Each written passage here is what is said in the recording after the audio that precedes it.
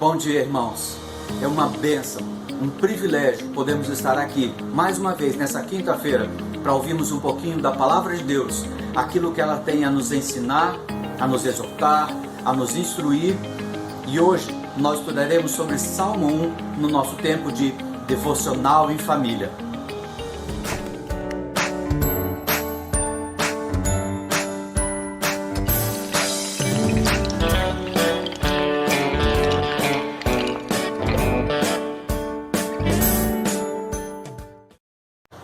Como eu disse, nós vamos estudar hoje sobre o Salmo 1, o primeiro do Saltério, e eu gostaria de lê-lo para nós nessa manhã. Como é feliz aquele que não segue o conselho dos ímpios, não imita a conduta dos pecadores, nem se assenta na roda dos zombadores. Ao contrário, a sua satisfação está na lei do Senhor, e nessa lei medita dia e noite. É como a árvore plantada à beira das águas correntes, dá fruto no tempo certo, as suas folhas não murcham, e tudo o que ele faz prospera. Não é o caso dos ímpios. São como a palha que o vento leva. Por isso, os ímpios não resistirão no julgamento, nem os pecadores na comunidade dos justos. Pois o Senhor aprova o caminho dos justos, mas o caminho dos ímpios leva à destruição. Num primeiro momento, que nós podemos perceber aqui que existem dois personagens, o justo e o ímpio. E quais são as progressões do caminho desses dois? Qual é a progressão do caminho do justo e qual é a progressão do caminho do ímpio? Já para começar, nós podemos perceber que o caminho do justo é bem-aventurado, pois ele é chamado assim logo no começo, bem-aventurado. Bem-aventurado é o justo. Contrapartida a isso, nós podemos ver qual é a progressão da vida do ímpio.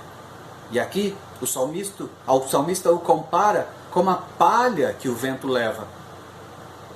Então, nós podemos aprender nessa manhã muitas lições. E eu gostaria de propor 3 para a nossa edificação nessa manhã.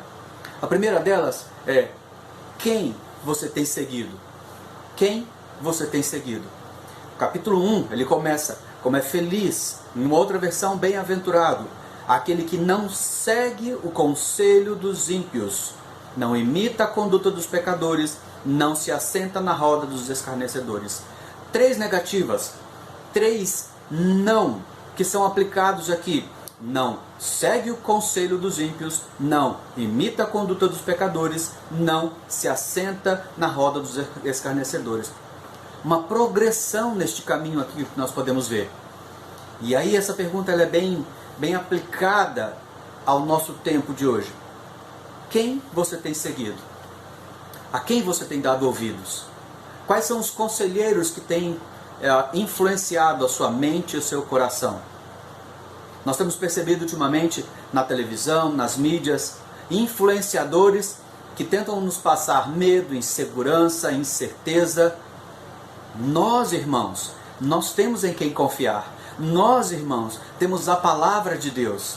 Nós não devemos seguir o caminho daqueles que não confiam no Senhor, mas ao contrário, estabelecer os nossos princípios na palavra de Deus, que nos faz assim felizes, bem-aventurados. Então, primeira pergunta, o primeiro ensinamento: a quem nós temos seguido? Segundo ensinamento, segunda pergunta que eu gostaria de fazer: onde está o seu prazer? Logo no versículo 2, em contrapartida a isso, o autor já começa dizendo: ao contrário de seguir esse caminho, ele diz: ao contrário, a sua satisfação, o seu prazer está na lei do Senhor, e nela medita dia e noite. Irmãos, quantos textos maravilhosos os próprios salmos nos trazem sobre a palavra de Deus, sobre as delícias de meditar.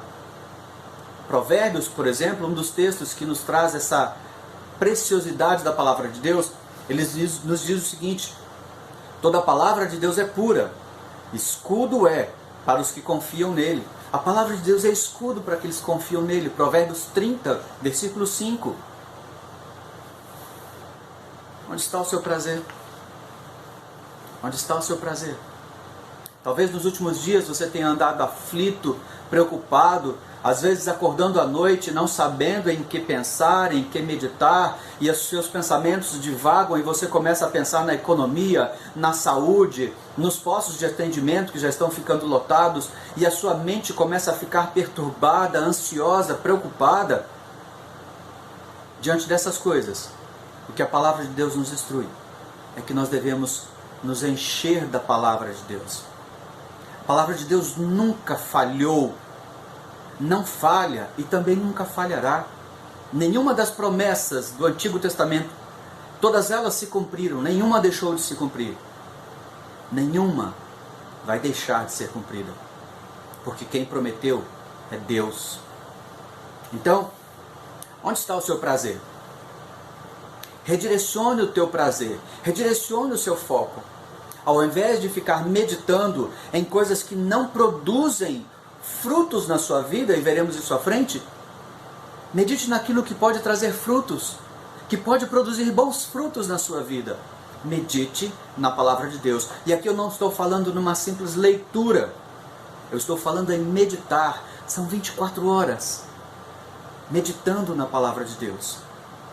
Que tempo precioso temos tido nesses últimos dias, nessa quarentena, de fazermos isso com mais disciplina, tanto pessoalmente como em família. Ler e depois, posteriormente, meditarmos na palavra de Deus. Onde está o teu prazer? E uma terceira pergunta: você tem frutificado? Quando nós temos prazer na palavra de Deus, nós frutificamos, nós damos bons frutos. Nós somos comparados aqui, e aqui é uma comparação que nos é dada, de uma árvore frondosa, com folhas que sempre estão verdes, que no devido tempo dá o seu fruto, dá o bom fruto. Nós temos frutificado? Essa é uma pergunta bem pertinente para os nossos dias. Ao invés de murmuração, os nossos lábios têm frutificado gratidão. Ao invés de expressões que nos levam à ansiedade, à preocupação, temos demonstrado esperança num Deus que pode todas as coisas. Ao invés de medo, temos lançado fora o medo e confiado na presença do nosso Deus que diariamente está conosco. Nós temos frutificado. Quais são os frutos vistos na sua vida? O apóstolo Paulo, ele orienta Timóteo, lá em 1 Timóteo, capítulo 4, verso 15, para que ele observe todas as coisas que ele havia falado para ele, para que ele observe a palavra de Deus e para que o progresso dele seja conhecido a todos os homens. Para quê? Para que eles glorifiquem a Deus. Quais frutos você tem evidenciado? O que tem saído dos teus lábios? Quais são as expressões de louvor você tem exalado com seus olhos, com o teu semblante, com a tua boca? Nessa manhã, que nós pensemos nisso. Versículo 4, versículo 5, nos trazem, em contrapartida, o caminho dos ímpios. Não é o caso dos ímpios. Eles são como a palha que o vento leva. Por isso, os ímpios não resistirão no julgamento, nem os pecadores na comunidade dos justos. Qual dos dois caminhos nós escolheremos? Quais as consequências você prefere colher? Segundo o próprio capítulo 3, que diz que tudo quanto fizer prosperará? Ou ser considerado como a palha que o vento leva? Versículo 6, ele termina como um resumo dos dois caminhos. Pois o Senhor aprova o caminho dos justos, mas o caminho dos ímpios levará à destruição. Dois caminhos. Espero firmemente, irmãos e amigos, que a sua escolha seja trilhar o caminho do Senhor. Que a sua escolha seja se apropriar, tomar posse de toda a palavra de Deus, para que possamos realmente, como o próprio Paulo diz, resistir ao dia mau. E diante dessa palavra que nos traz conforto, nos traz exortação, nos traz ânimo, nos traz esperança, possamos frutificar. Frutificar. Que as pessoas vejam os nossos frutos. Que testemunhemos através dos frutos de lábios que confessam e glorificam ao nosso Deus. Então, que possamos pensar nisso. Quem você tem seguido? Onde está o seu prazer? Você tem frutificado? Busquemos na palavra de Deus o amparo, o apoio, o auxílio, a exortação, o consolo necessário para os dias que nós vivemos e para toda a nossa vida.